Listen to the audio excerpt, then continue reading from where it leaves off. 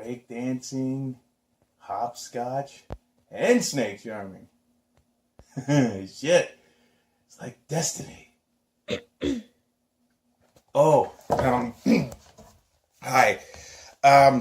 This is Andy with Attack of the Killer Podcast, back again with another video update. Once again, we'd like to thank our Patreon supporters for being supportive. We grow more awesome because you continue to be awesome, so thank you. Today, as you can see, I've been catching up on some reading, and as we all know, there is great works of literature when in the realm of horror.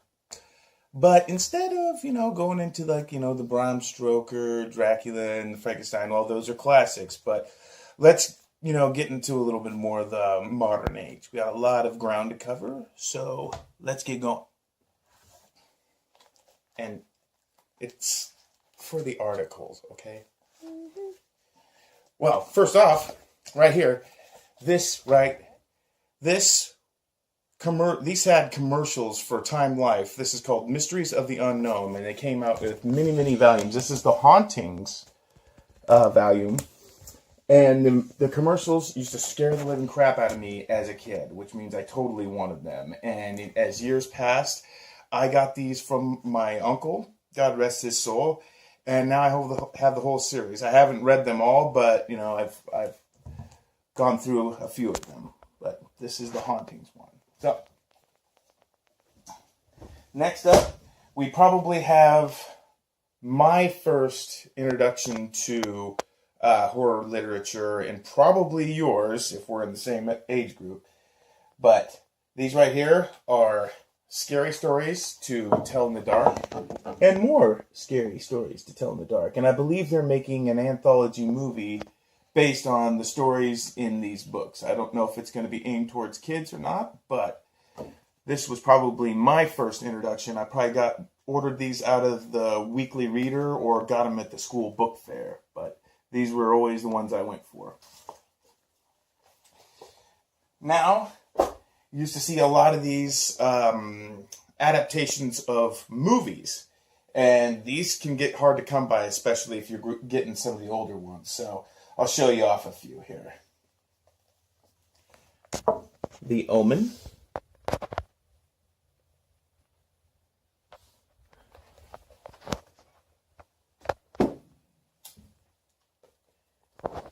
Alien, the Dan O'Banion classic.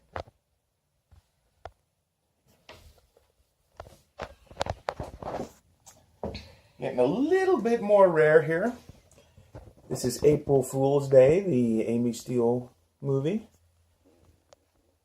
Now, I don't have any of the Friday the 13th, and I wish I did. And if you do, you're totally awesome, and you suck, because I don't have any. However, this is probably the rarest adaptation that I have. And this, Halloween 2. See if we can get a picture of who we got here. Yeah, there he is. There's Mike. However, I did not sleep on the new movie.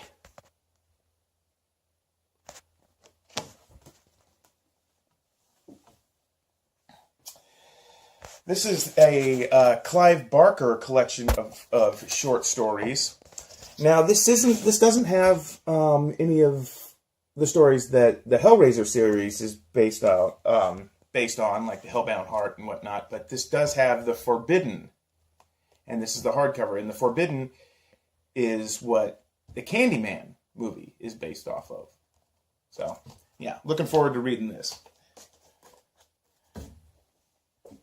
Full disclosure, I have not read all of these, but some of them that I actually have, and I'll let you know. Last one, that is a film adaptation. This is Bret Easton Ellis's American Psycho, which was a Christian Bale movie in 2000. Now, I will say this, I highly recommend this book because the guy in this book makes Christian Bale look like a choir boy. This guy is completely, it lives up to the name of the title of the book. So, yes, this is a must read. I did read this. Moving on, I'd like to comment on Jason Zinnemann's shock value. Now, this has a lot of information on a lot of motion pictures. I read this a while back, and it has great information about John Carpenter and Dan O'Bannon when they were making Dark Star and trying to get that made, and just how erratic of behavior that Dan O'Bannon had. I mean, there's a story in here about how he ordered a cup of coffee, a cup of tea, and a cup of Coke at a diner.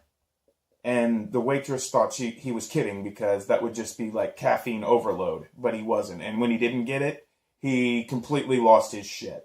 But I guess that was Dan O'Bannon back in the day. But lots of really good stuff in this, too. So, Shock Value by Jason Zinnemann, really good book. Next up, one of my favorites. I read this a long time ago, and I feel like I should again. This is The Monster Show by David J. Skal. It has a really good information about early horror. Particularly, one of my favorite sections of this book was he talked in depth about the Vampira show back in the 50s. Vampira was known to have she was kind of like Elvira before Elvira. She had a weekly show, and it also touches on the relationship that Vampira had with James Dean. They were actually very good friends.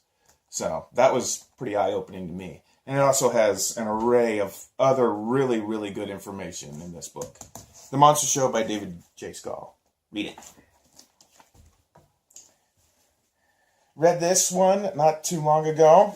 This is the autobiography of Roger Corman.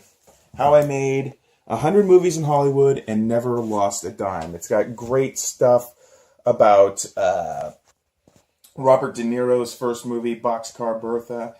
And it has great stories about Joe Dante, Jack Nicholson, Martin Scorsese, Dick Miller, God rest his soul. Basically, if it wasn't for this man giving Joe Dante and Martin Scorsese their starts, we don't have Gremlins, we don't have The Howling, we don't have, the great stuff that Scorsese did with Goodfellas and stuff like that. So, praise this man, and I'm glad this man is still alive in his 90s. This autobiography is a little dated because it was published in 1990, but still a very good read.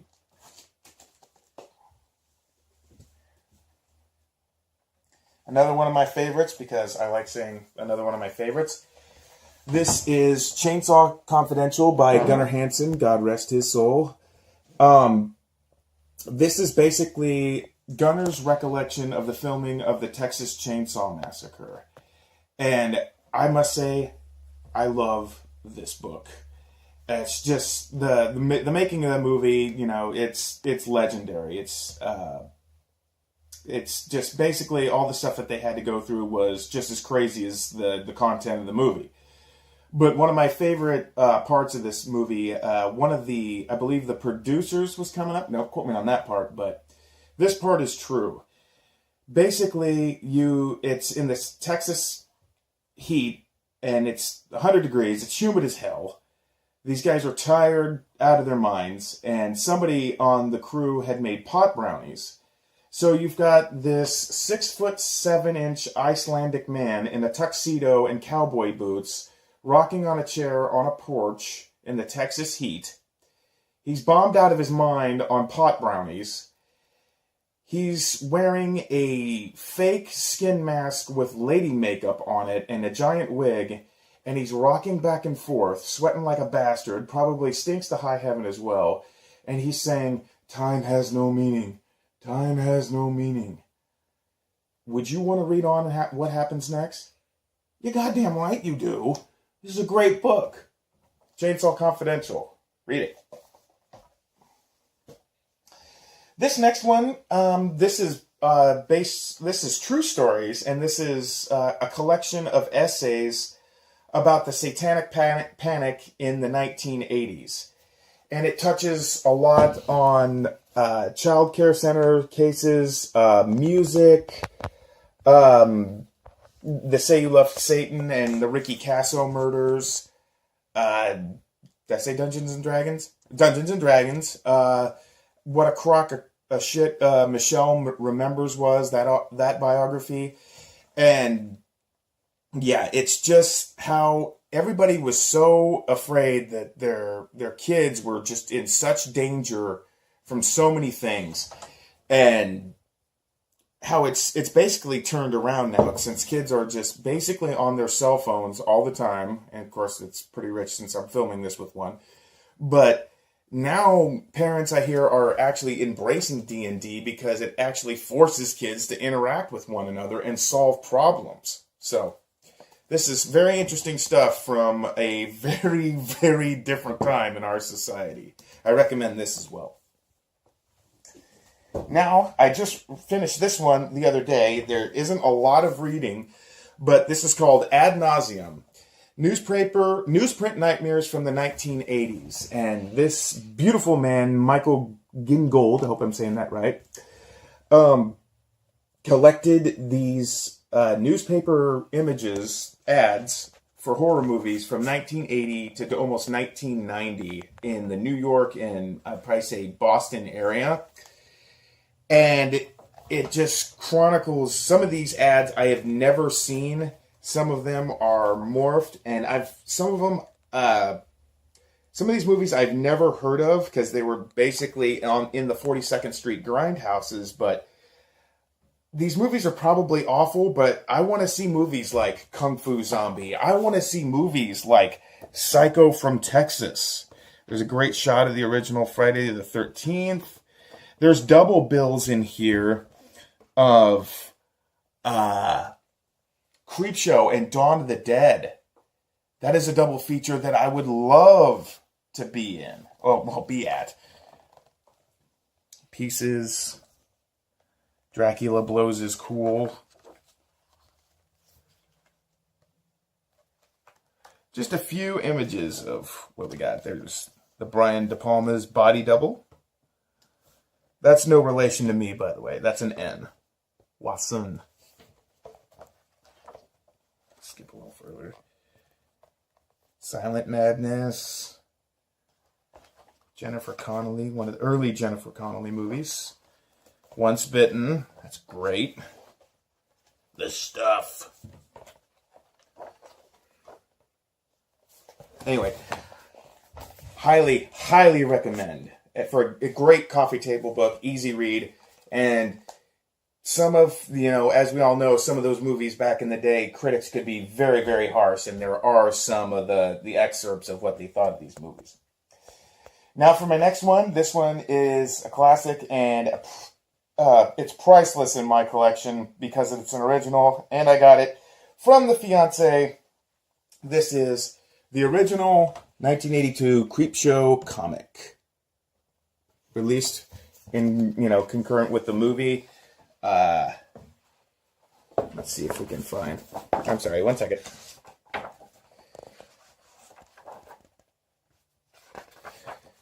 Yes.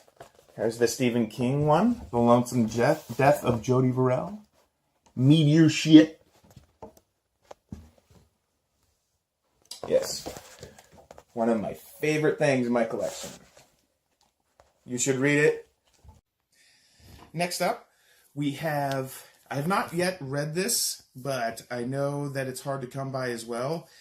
I don't know when they stop. I believe it's Nightmare 6 in this one. 6 or 5. But this is The Nightmare Never Ends, the official history of Freddy Krueger and the Nightmare on Elm Street films. It chronicles the series from the beginning to the end. Welcome to primetime, bitch. It's part 3. It's a great, another great coffee table book. It's not as comprehensive as, I would say, Crystal Lake Memories, but it's got some good stuff in it, as far as I can tell. So, there's Kincaid. Another cool thing that I noticed about this book, you actually have a map of Springfield. where Freddy does his hacking and slashing. So, the nightmare never ends. And last, but certainly not least, a thing that's taken me forever to read because it's awesome and it chronicles a lot of movies, Crystal Lake Memories. Lots of info, lots of pictures. This is even more comprehensive than the documentary, which is also good, and I also recommend that as well. There's Kane in part 7, and there's John Carl Beekler, God rest his soul. He's got things to say in this. He just passed away. And, you know, the Manhattan posters and stuff like that, so... That's pretty much all I've got for now for this volume, but as you can see, normally I would be wearing a horror t-shirt, but I read this because reading is fundamental, and LeVar Burton made reading suck a lot less. So, anyway, that's all I got. Stay tuned for more video updates in the future.